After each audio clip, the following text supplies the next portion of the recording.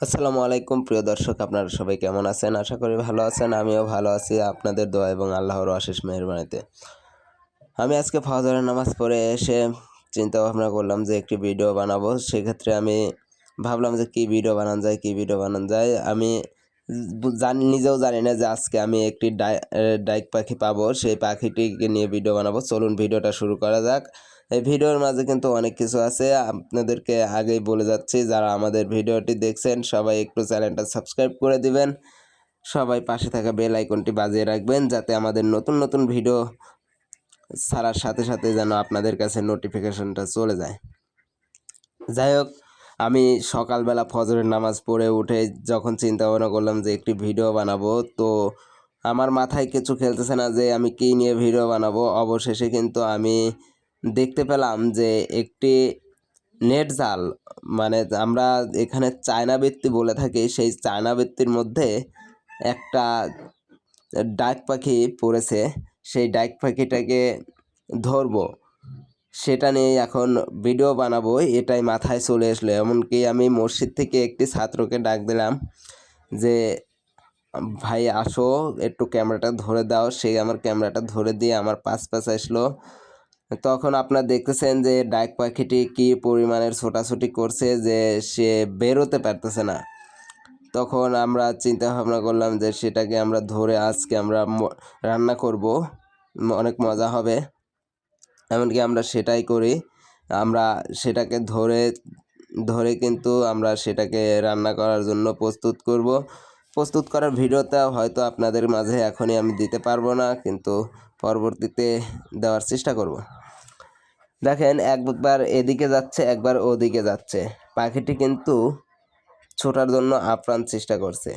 আসলে পাখিটি আজকে রান্না হবে, সে পাখিটি নিজেও জানতো না যে আমি আজকে কোথায় এসে পড়েছি। সেই চায়না বৃত্তিটা কিন্তু শুকানোর জন্য কিন্তু ওইখান দিয়ে কিন্তু টান করে দেওয়া হয়েছিল, যাতে রোদে শুকায়। কারণ আমাদের এলাকায় কিন্তু পানি কিন্তু একদম শুকিয়ে গিয়েছে।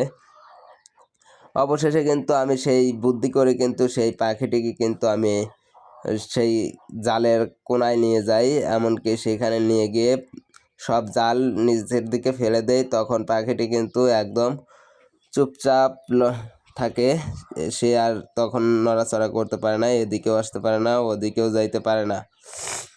তো আমাকে অনেকেই ডাক দিয়ে বলতেছে যে সাবধান, ভালো করে পাখিটি ধরো, না হলে কিন্তু ঠোক দেয়, ভয় জানি খাও না। অনেকে অনেক কথাই বলতেছে, আমি কিন্তু তাদের কথা কিন্তু শুনতেছি, কিন্তু না শোনার ভান করে রয়েছি। আমার একটাই লক্ষ্য যে পাখিটি আমি কেমন করে বের করব, সেই নিয়ে চিন্তা। এমনকি অবশেষে কিন্তু আমি সেই পাখিটিকে কিন্তু খাঁচার মধ্যে থেকে কিন্তু ধরেই ফেলি, সেই চায়না জালের মধ্যে থেকে।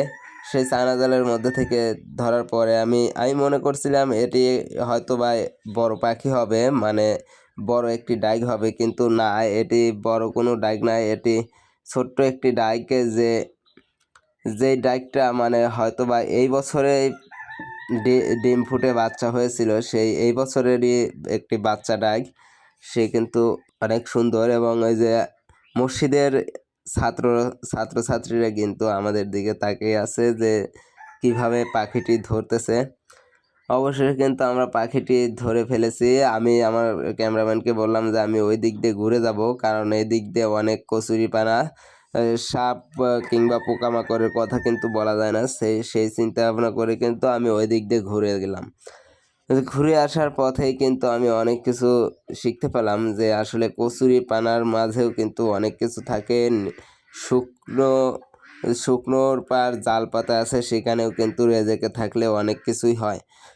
এজন্যই আল্লাহ বলেছেন যে তোমরা চেষ্টা করে যাও, রেজেক দেওয়ার মালিক আমি।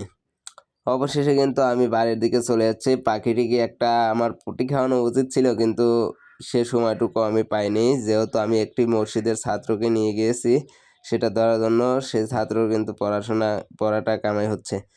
এমনকি আমি চলে আসি অলরেডি, হুজুরকে ডাক দেই, হুজুর এসে জবাই করে দিয়ে যায় আমাদের এটা। ছাত্ররা কিন্তু দেখার জন্য কিন্তু দৌড় পেরে আসতেছে। এতক্ষণ আমাদের সাথে থাকার জন্য আপনাদের সবাইকে ধন্যবাদ।